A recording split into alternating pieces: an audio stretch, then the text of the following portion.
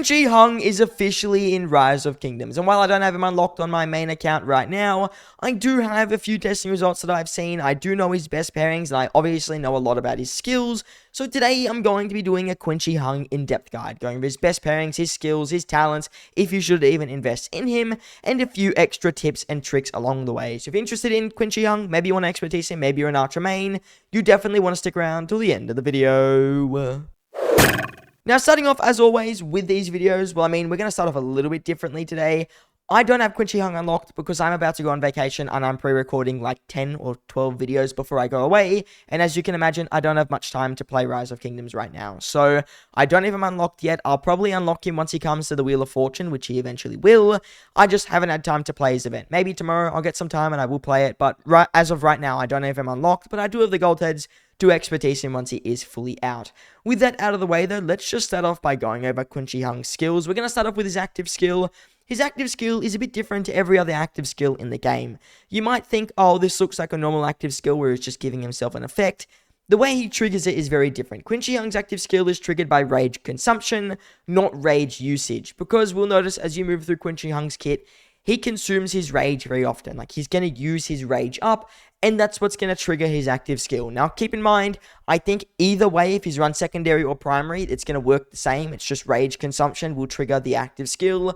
Just the way it will work instead is, let's say you're running a Qin Shi Huang secondary to raise Yulang primary, then Qin Shi Huang's active skill, when it triggers, should trigger Yulang's active skill as well, at least to my knowledge.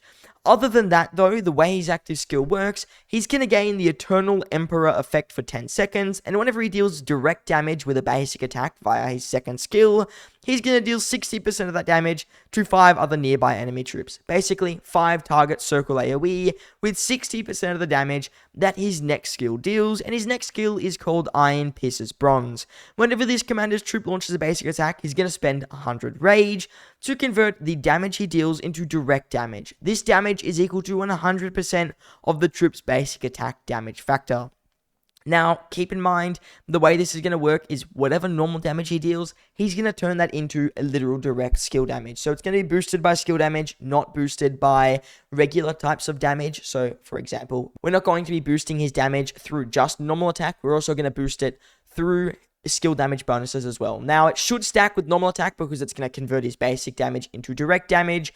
It should be able to double stack in that regard. Now, not many Archer commanders have high normal attack, so do keep that in mind, but the double stacking is kind of nice. The other part here, this commander's troop is going to gain 20% march speed.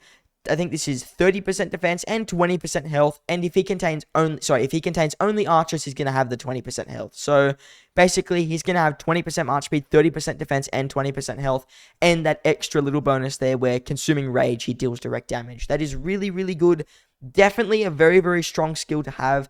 The stats, very nice. The damage, very good. You might be thinking maybe it's better to not level this skill up so you spend less rage. Obviously, that's not good in his kit because you want to spend rage to consume that active skill. So the more rage you're spending, it's actually better on Qin Shi Huang. Obviously, you want a faster rage cycle with him, so do keep that in mind. But more rage, better, so definitely worth leveling this skill up. Moving on to his third skill, if this commander's troop is in the open field and hasn't been in a building for at least 10 seconds, he's going to gain the Eternal Emperor effect, which is his active skill effect, for 8 seconds whenever he enters combat. This can trigger once every 60 seconds. Now, keep that in mind. Once you leave combat, it's going to take another 60 seconds before you can re-trigger this Thunder Shakes Earth skill, but it is a really good way to start any fight. Basically, he's going to start with his active skill already enabled. On top of this, whenever he deals direct damage with his second skill, he is going to, or the Eternal Emperor effect, so whenever he does this as well, he is going to deal direct damage to the target and drain a total of, I think this is going to be 20 rage from them, damage factor of 200. Actually, he's going to drain 10 rage, not 20, but he'll spend 10 rage per target. This obviously won't trigger without sufficient rage. So the way this is going to work, basically, he's going to be taking rage off your opponents. It's kind of like a rage drain, similar to Belisarius Prime, but he's going to be spending a little bit more rage. Reason being, of course, the way this is going to work is you're aiming to get to your active skill faster, so this is just another method for Qin Shi Huang to work towards that active skill a little bit quicker. Moving on to his fourth skill, if this commander's troop is attacking a field troop, and obviously he's mainly a field commander, if he's the primary, he's going to start off with 500 rage whenever he enters combat. That is really good, so he can run run his second skill and his third skill quite efficiently from the start, and he's going to take around 10% less normal damage, and whenever he takes direct damage, smite damage, or combo attack with over 300 damage factor, he will spend a total of 40 rage to reduce the damage by 40%. This can trigger 6 times per second. Each enemy troop can only trigger the effect once per second. So if a troop does multiple attacks within the second, which generally wouldn't happen, he's only going to take one of those like bonuses. But a 40% total reduction multiple times is really good. It's going to make him quite tanky in the field. It's going to make him a bit of an AoE sponge. So you're going to notice Qin Shi Huang should be able to trade pretty good in those big open murderable situations. Not to mention the more damage he takes, he's going to be able to throw off his active skill even quicker. So the fact that Qin Shi Huang taking damage lets him throw his active skill fast is really good. In theory, if he gets hit by enough AoE, he could have his active skill in like 3 turns, which is ridiculous, if he gets enough rage gain. Now, that would be really rare. The situation that happens would be almost next to never. But on a big open field situation, you'll notice he should be throwing his active skill quite often, because the amount of times he's going to take that damage factor from opponents, especially with how common AoE is, he's going to be able to convert all that into rage consumption, which he'll be able to convert into his active skill to deal even more damage. Moving on to Qin Shi Huang's expertise, this is going to enhance his third skill here, so it's going to make the third skill better. If this commander's troop is in the field and has not been in a building for at least 10 seconds, he's now going to gain the active skill effect for the full 10 seconds instead of 8 seconds. And also, he is going to basically be able to drain more rage, deal a little bit more damage, but also spend a little bit more rage. Now, it's going to be overall more positive for him, because the rage spending compared to the rage draining is a better ratio compared to the third skill here, where it's a little bit worse. So this expertise is a better upgrade for his third skill by a pretty big margin, to be honest, because the amount of rage drain he's going to get is substantially better, and it is quite a nice amount. It's basically a 50% bonus to that rage drain from your opponents, and that's going to add up, because he's going to have to use that rage drain to fund his active skill, since he is spending a lot of rage throughout his kit. In terms of how important Qin Shi Huang's skills are, the main ones to look at would be his first 3 to 4 skills, to be honest. I mean, Qin Shi Huang's whole kit is really good. If you had to skip a skill, I would skip the third skill here. It's good, and obviously the expertise boosts it. It's just not the best of his skills. The first skill obviously is very important. It's his active skill. The second skill is almost essential to his kit. And the fourth skill is a really, really nice damage reduction. So almost always I would recommend getting those 3 skills. If you wanted to save gold heads, you can skip the third skill to the best of your ability and try and get a 5-5-1-5 and just max up to the fourth skill and skip that third one, because he's getting most of the bonuses already. Obviously, he's losing around 2 seconds of the active skill factor, and he is losing a bit of rage drain, and he's spending a little bit more rage than he would, so it's again a worse ratio of rage spent to rage gain. But I think it's reasonable for him to be able to basically sustain a good open field march without having that third skill fully maxed. And his expertise, while it's nice, I don't think it's 100% essential, and you could certainly get away with running him at 5-5 something 5. So Qin Shi Huang's skills, very good. I don't think he needs his expertise necessarily, which would be nice for most players. You can certainly start running him before your expertise. I would recommend expertising him, because it's going to make him a good bit better on the open field. It's worth it. It's not like he has a completely redundant skill. The third skill is still good, but if you had to run him, you could get away with not maxing that skill out, because he's still going to trade pretty good, since a lot of his main stuff are in his other 3 skills. So Qin Shi Huang doesn't necessarily need the expertise, but I certainly could see it being quite an important aspect. Moving on to Qin Shi Huang's best pairings, generally we're going to want to run him as a primary commander, and there are a few pairings to consider. Now, compared to previous testing that I had seen on the Rise of Kingdoms tester, which it obviously isn't always the most accurate, Zhulang is the better commander to pair him with. Now, I expected Zhulang to take a bit of a hit to his full effectiveness. I thought that he wouldn't be the most overpowered in the game, but it turns out it was a bit of the other way around. So Zhulang actually is still the best archer commander. Besides, I think Qin Shi Huang's probably a bit better.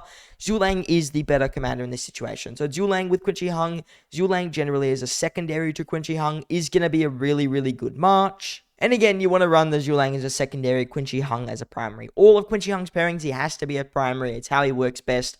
I don't know why exactly, it's just how he trades better. Possibly it's because the rage consumption only applies when he's a primary. I haven't really looked at the battle report or the battle log, so you could read each individual thing, because I don't have him unlocked right now, so I can't read all those really intricate details. But Qin Shi Huang is generally a stronger primary. That's just the main result there. Best pairing is Yulang. He's pretty good with Herman, and he's okay with YSG. Now, YSG is obviously, or not obviously, but he's kind of a more wanted commander with Qin Shi Huang because a lot of people already have him expertise, and also the fact that he's a 5-target AoE commander with massive skill damage bonuses. The really big skill damage bonus here is very good for Qin Shi Huang, since all of Qin Shi Huang's skills are basically going, or his attacks are going to be dealing skill damage. Also, YSG's Rage Gain, really nice for Qin Shi Huang.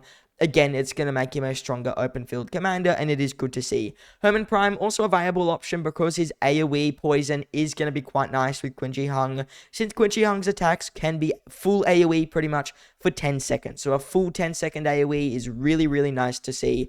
And Herman Prime is going to be quite a nice pairing for that regard. Now, would you have to pair him with Herman? I don't think so. I think Herman could be a good commander to have in your murder ball with Qin Shi Huang. So if you're running 2 Archer Marches, Herman would be essential. But otherwise, Qin Shi Huang mainly is going to be paired with a Zhulang or with a YSG. Contrary to testing on the Rise of Kingdoms tester, Shijia sucks with him. I mean, she kind of just is a pretty average open field commander when you run her as a secondary. Kind of due to the fact that her healing, for her to trade really good on the field, she'd have to get absurd trades, and she just doesn't have the damage to keep up with that. So Qin Shi Huang with Shijia, viable, maybe. Overpowered, definitely not. And there would just be stronger options. Moving on to the talents of Qin Shi Huang, I'm going to show you on Boudica Prime's talent tree because she is an archer versatility skill. Really, you're going to go for the usual talent tree I recommend for almost every single archer pairing. The only difference would be maybe you want to go and pick up the Naked Rage here because it's going to be able to give you a few more bonuses. So you could max out Feral Nature, you go all the way and get Venomous Sting because that's really good. I definitely recommend getting Razor Sharp because the Rage is going to make a difference for Qin Shi Huang. Then you'll put 3 points into Naked Rage, especially if you're running in with Zhulang. Zhulang with Naked Rage is worth it in almost every situation. And then you'll just put some points into Rapid Fire, and your last 2 points will go into Arrows Nooked. This is going to be the best skill tree, probably for Qin Shi Huang. If you're running in with Shijia, maybe don't run Naked Rage. Now, most people wouldn't put him with Shijia, so you don't really need to worry about that. But Naked Rage should be good with a very AoE heavy march like Qin Shi Huang. Not to mention, he's going to have ridiculous all damage reductions whenever he takes other types of damage. Not to mention, he's going to deal ridiculous AoE, so it should make up for it. So because his damage is quite high compared to other commanders in terms of AoE, Naked Rage is certainly a good pickup. And then it's just the standard archer tree stuff, but picking up Razor Sharp for that extra 9 rage each turn because it's going to be quite important for him. The other thing as well I will just quickly talk about is I would definitely recommend running a Horn of Fury with him since it's going to be really, really nice. If you have a Kuruk's War Drums as well, another really good choice to run with Qin Shi Huang because Kuruk's War Drums is going to make a nice difference with him. Also, if you're considering running a support march, running a Philip will be pretty good because I'm pretty sure he does provide your murder ball a very nice or a very substantial all damage bonus, which is definitely going to add up for Qin Shi Huang's skills and allow him to deal a lot more AoE, especially if this lines up a little bit nice with his active skill. This can be pretty good for Qin Shi Huang. So I think that in general, you're going to be looking to try and maximize his rage gain so he can spend the most rage per turn so that he can throw his active skill the most often. That's how you're going to get the most value out of him and where I think he would perform best. So talents or rage gain stuff, commander pairing Zhulang or YSG would be your 2 best options.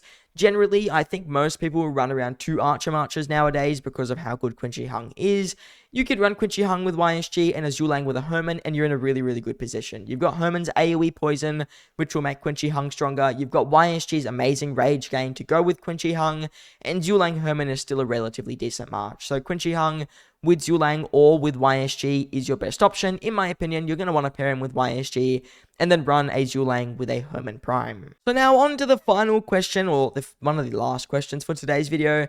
Is Qin Shi Huang a good investment? I mean, yes, like he's a really, really good commander. If you want to run 1 march for archers, which I recommend most people do at least run 1 march, Qin Shi Huang's a really good pickup. His march speed's very nice, which means he shouldn't lag behind a lot of your other marchers, which I think is the main complaint for archers. He's just going to be all around a pretty strong open field commander. I think he's definitely meta, definitely worth investing in, and if you've only got 1 march, just put him with Zhulang, and you're going to have a really, really solid archer march. So Qin Shi Huang with Zhulang, absolute meta. In my opinion, he's a slam dunk investment for pretty much everybody. Maybe you don't have to expertise him right now. You can wait for the next commander cycle. You can probably hold off on it, because the reason being, maybe we see more archers than the next cycle, because infantry got 3 marchers or 3 commanders in 1 year twice, and they were really weak at the time.